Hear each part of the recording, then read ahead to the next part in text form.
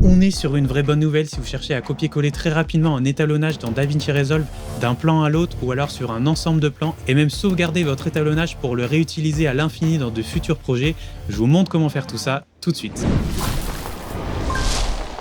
On se retrouve sur DaVinci Resolve et là on voit j'ai fait un étalonnage sympa sur un plan. Ça vient d'un Sony Alpha avec un format log, avec les bons espaces de couleurs et avec le plugin Dehancer qui me permet de faire un rendu très sympa très rapidement. Je vous laisse aller voir la description si vous voulez en savoir plus. Et là on se retrouve avec d'autres clips similaires mais qui n'ont pas l'étalonnage. Et bien pour aller copier-coller exactement cet arbre de nœuds c'est très simple. Il faut d'abord sélectionner le plan de destination ici et après je viens ici et je prends ma souris et je fais un clic-molette. Et si je fais clic-molette, ça vient automatiquement me copier-coller l'ensemble de mon arbre d'étalonnage. Et ce qui est vachement bien avec cette technique, c'est que ça marche aussi avec plusieurs plans. Si jamais je prends mon plan numéro 3 et mon plan numéro 4 et que je viens les sélectionner tous les deux avec la touche CTRL ou commande sur Mac, je viens sur mon plan source qui a l'étalonnage et je refais clic-molette et magie, on a bien le même étalonnage sur tous les plans très rapidement. Et si jamais vous utilisez un ordi portable comme moi et que vous n'avez pas forcément une souris sous la main, vous pouvez quand même faire un clic-molette avec votre pavé tactile.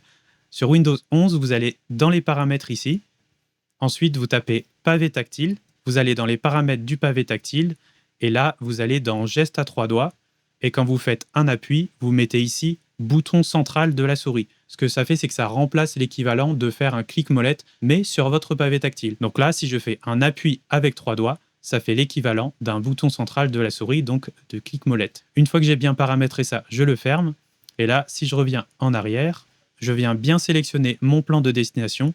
Je survole le plan source qui a l'étalonnage et je tape une fois 3 doigts sur le pavé tactile et hop, comme par magie, mon étalonnage vient bien se copier-coller exactement comme l'autre plan. Une autre astuce qui fonctionne aussi, c'est d'aller ici dans Galerie. Je fais clic droit sur mon image étalonnée et je fais le premier ici, Grab Style. C'est capturer l'image de préférence en français. Je clique dessus et là, ça vient me l'ajouter ici.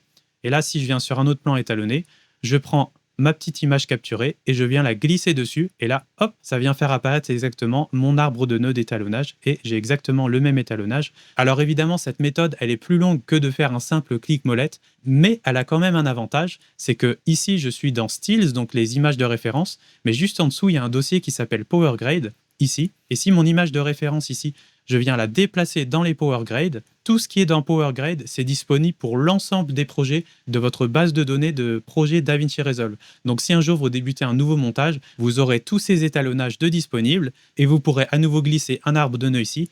Par exemple, ici, je m'étais fait un arbre de base et si je viens le glisser, hop, on voit que je m'étais fait un petit arbre en série. Et après, j'aurai juste à compléter en fonction de mon étalonnage. Hop, je peux même prendre l'étalonnage d'autres projets qui n'ont rien à voir comme cela, celui-ci, celui-là. On peut très rapidement retrouver n'importe quel étalonnage. J'espère que ce tuto vous aura aidé à étalonner encore plus vite. Allez voir la description de cette vidéo, j'ai encore plein d'autres outils et plein d'autres astuces à vous faire partager pour créer des meilleures vidéos tout en gagnant du temps au quotidien. Et en attendant, moi je vous dis à très bientôt dans une prochaine vidéo.